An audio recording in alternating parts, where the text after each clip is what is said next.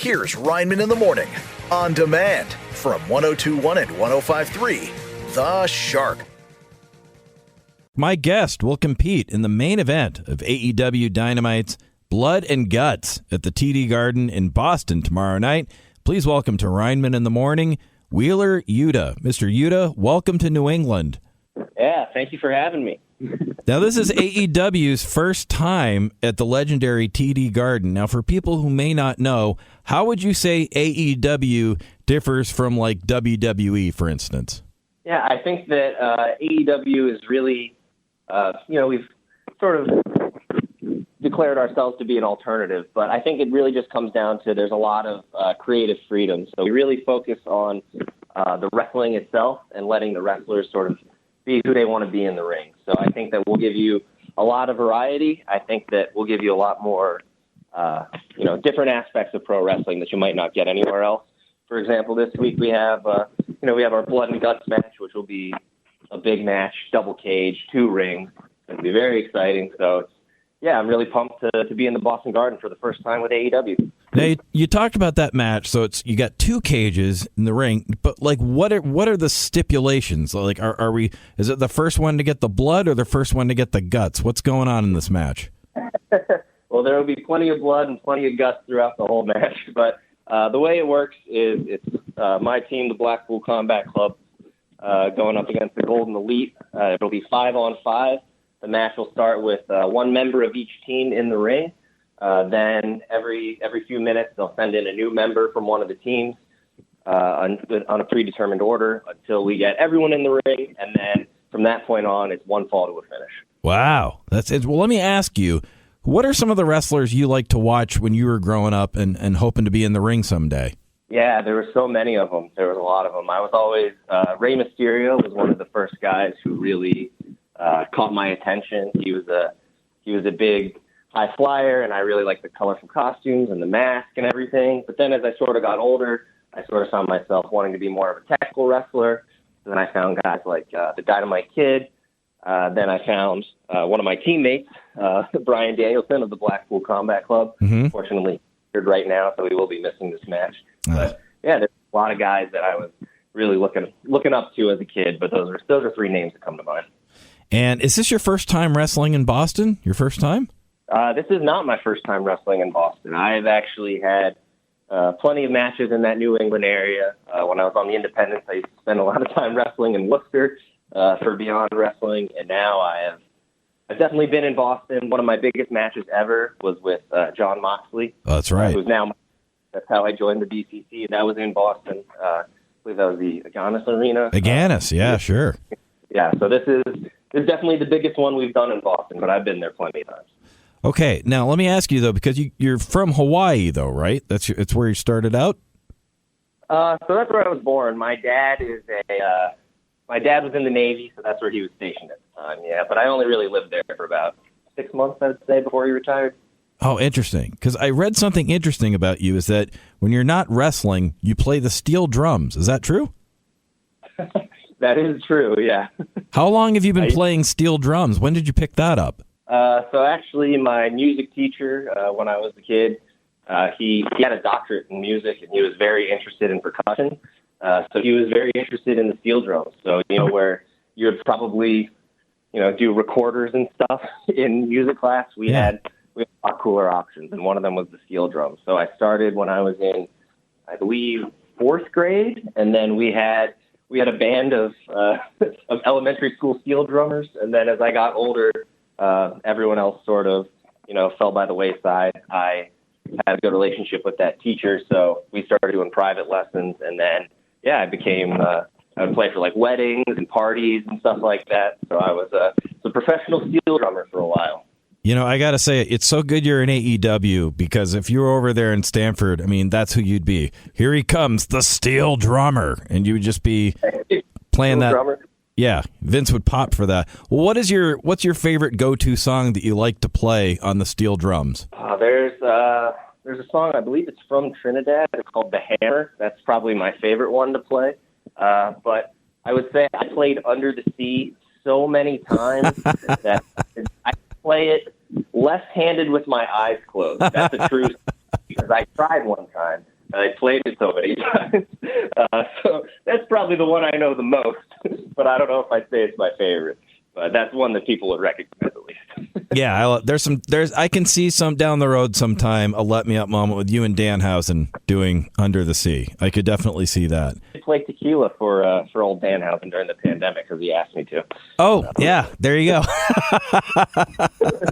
It always comes out of nowhere. Yeah. There's so much talent now in AEW, and I'm just not, in addition to the up-and-comers, as some would say, like yourselves, the new talent, the talent of today, some legends that you're working side by side with. And I just want to run through just maybe 4 names real quick and just kind of get your thoughts on what it's been like working with them. I'll go first with Chris Jericho. What's that been like? Yeah, it was great working with Chris Jericho. You know, I had a main event match with him on Dynamite that was, it felt like really being thrown into the deep end, but it was just awesome to be able to have that match against him. And yeah, he's been just nothing but great to work with. He's a genius. He really is. Nothing but good things to say. How about this guy when he first showed up backstage? Double J, Jeff Jarrett. What's that been like? Jeff Jarrett's also been cool. I've enjoyed getting to chat with him a little bit. He was really good and checking up on me a few times when I was a little bit banged up. So yeah, Jeff's been great as well, and it's really cool to see, just how long he's been at it, but how great he still is at it.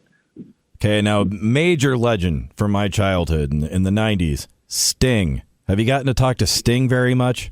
I've talked to him a little bit, and every time I have, it's been great. But Sting is awesome. Everyone always talks about Sting is probably the coolest guy in our locker room. You just look at him and you're like, yeah, that's a cool guy. But he's been awesome. He's been great for us, and he's been really putting it on the line for AEW. So nothing but respect for him. And then one more. This is someone who just came back to AEW, CM Punk. Have you gotten to know CM Punk? Yeah, I mean, any of my interactions with CM Punk have always been great. They've always been pleasant. So yeah, he's been awesome. He obviously adds a lot to our company, so he's great to have around. But yeah, I have nothing but good things to say there too. Now, as you focus up for this big match happening tomorrow night, it's blood and guts. Anything you'd like people to know before they go to the show at the TD Garden? I think that if you're coming to the show at the TD Garden, just be ready for a spectacle. If you've not seen wrestling live before, this is one hell of an introduction. The blood and guts match. It's going to be violent. It's going to be crazy. It's going to be insane. But, if that's not really your cup of tea, there will be something else on the card for you as well. I think one of the things AEW does really well is provide variety and provide something for everyone. So, you might laugh, you might cry at different points in the show, but there'll be something for you that you enjoy. And then I'm just going to volunteer Wheeler for this. If your kids are crying, he'll come out with his steel drums and play Under the Sea and make them feel better. I will. I will cheer you up. The last gig I played was an all dentist luau. That's actually the last gig I that was 10 years ago when I was packing up to leave. I didn't know what it was. It was just through an event promoter I'd always worked for. Please don't use that as a faction name in AEW. I don't want to turn on and see Blackpool Fight Club against All Dentist Luau.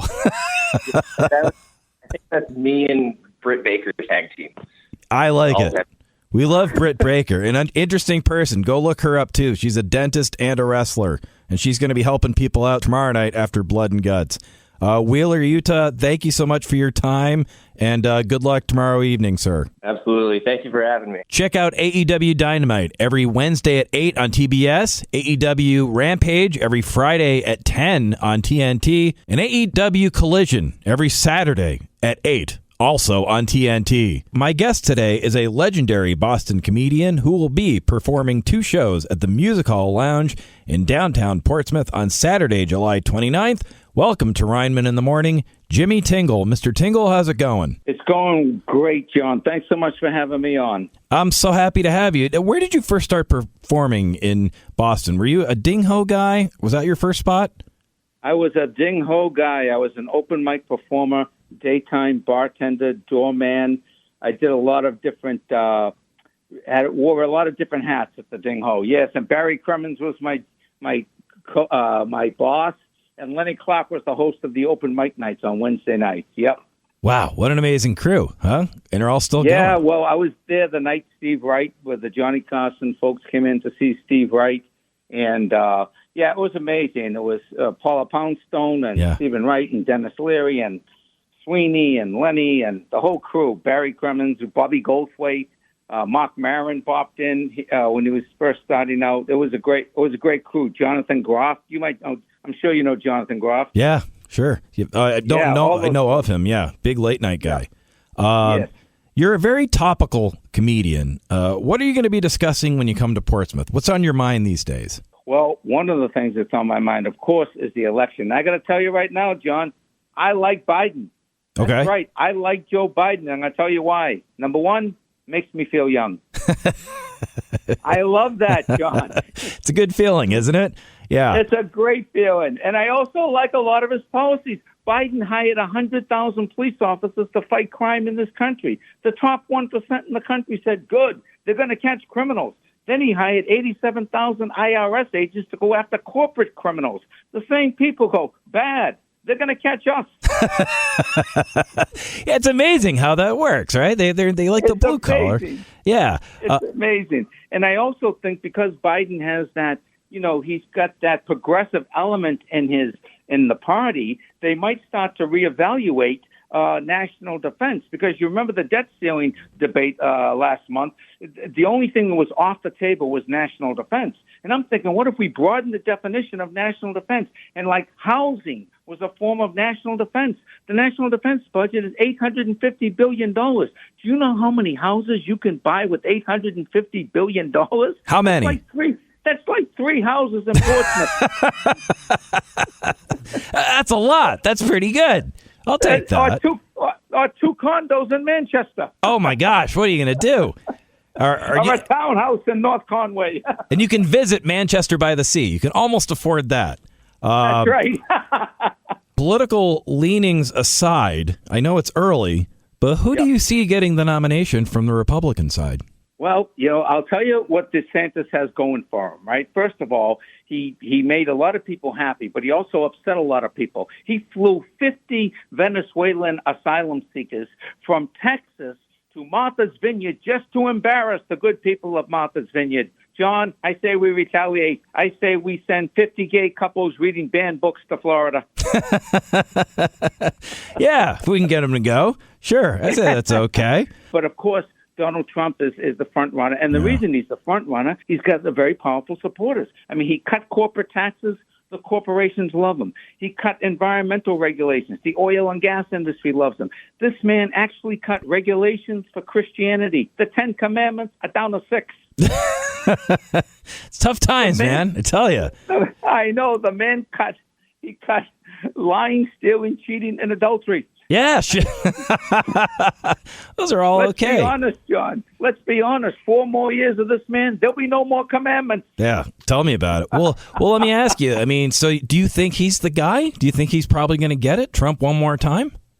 If he's not in jail, he might be. Yeah. Well, what if he is in jail? He might end up in jail. But it's the craziest thing. He gets busted, and even when he got found guilty of the attacks on the woman in New York City, his fundraising went up. So it's kind of nutty. I don't know what to think. He probably will get the nomination if he's not in jail. But I think that Biden's going to do well. I really do, because I think. Put it this way, Trump is also responsible. He's the guy that put all these conservative justices on the Supreme Court. And you know what? The women of this country are not happy about that. And I'll tell you something else. The secret weapon is going to be the men. When the men in this country realize that they're going to be financially responsible for all these new children, I am predicting the largest pro-choice march in the history of Washington, D.C. I am predicting the 100 million man march on Washington. Hey, ho, ho, responsibility got to go. Hey, ho, ho, we simply do not have the dough. Georgia, Florida, South Carolina, keep your laws out of her vagina. Okay, all right. I mean, yeah, we might have Trump himself on the picket line down there at that point. Well, let me ask you on the Democratic side, though, from Massachusetts, we have Robert F. Kennedy Jr. running. Yep. How worried should Joe Biden be about RFK Jr.? Well, I think he's got to acknowledge the fact that the guy is running and that the guy was actually opposed to the vaccine. I mean, and he was not alone. And his type of, when somebody of that status comes out against the vaccine, it really influences other people. I have a friend of mine. He's a recovering heroin addict, okay? He would not take the vaccine. I said to him, why aren't you going to take the vaccine? His exact words were, you don't know what's in it. I said, you've been buying illegal drugs on the streets from strangers. What do you think? That was approved by the Surgeon General? Sure. Yeah, they all have the sticker. They're like, yeah, I just talked to him today. I mean, gosh, we eat Slim Jims all the time. Well, what's the big deal, man? Get a...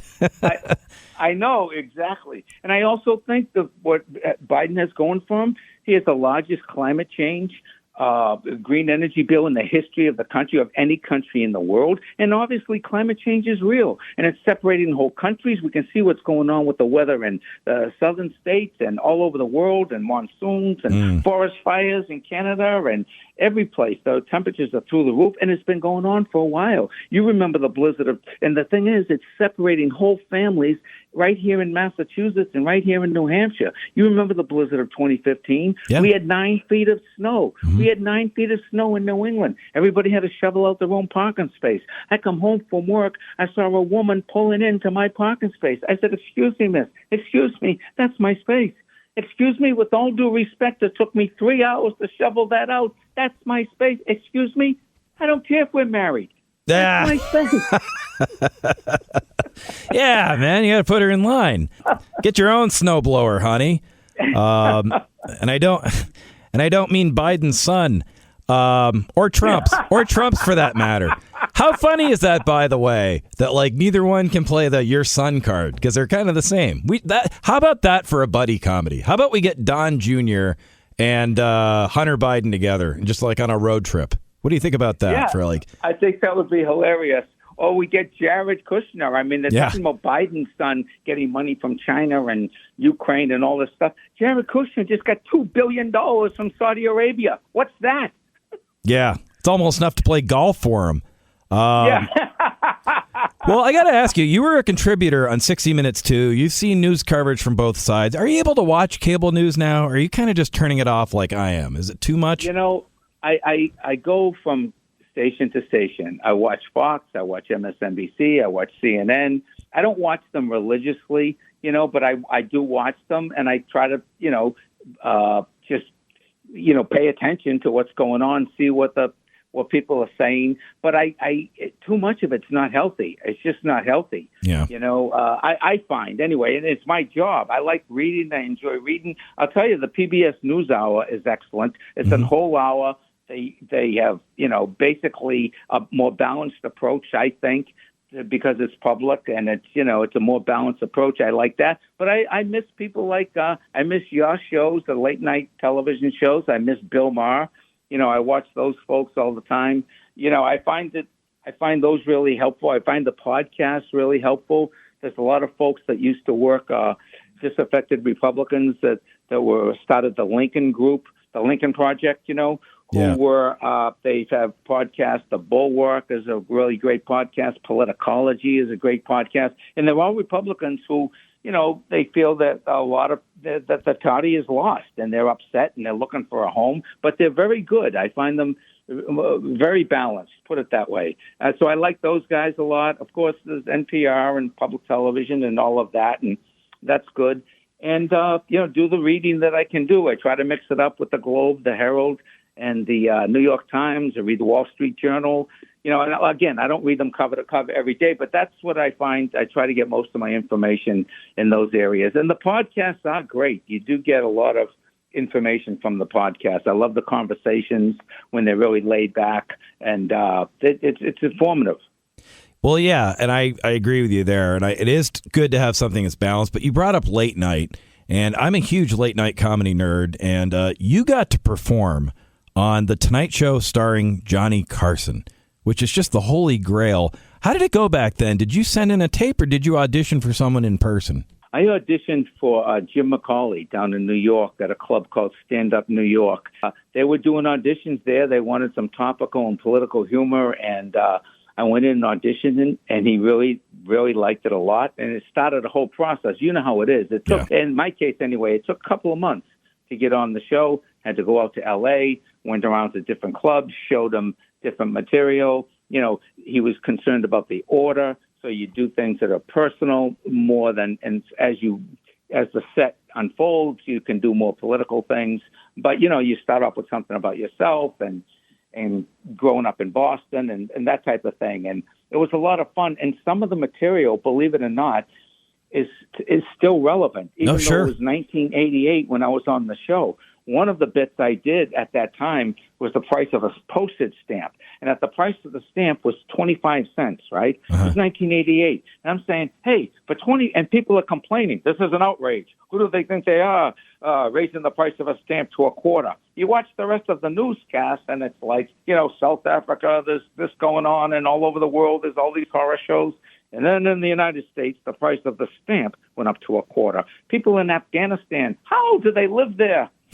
people in the Middle East, is there no God? Yeah. When you think about it, for 25 cents, a person comes to a box in my neighborhood, picks up my message, delivers it anywhere in the United States of America for 25 cents. What's the problem? What, you want change? Yeah. Tip the guy 2 cents. You can't pay a 4-year-old American kid 25 cents to lick the stamp. Now, the great thing about that bit is, John, every time the price of a stamp increased, I said, hey, I have new material. So 10 years later, I'm on 60 Minutes 2 with Dan Rather. Folks, for 34 cents, a person comes to a box in your neighborhood, picks up your message, delivers it anywhere in the country. 10 years later, I'm on HBO for 48 cents.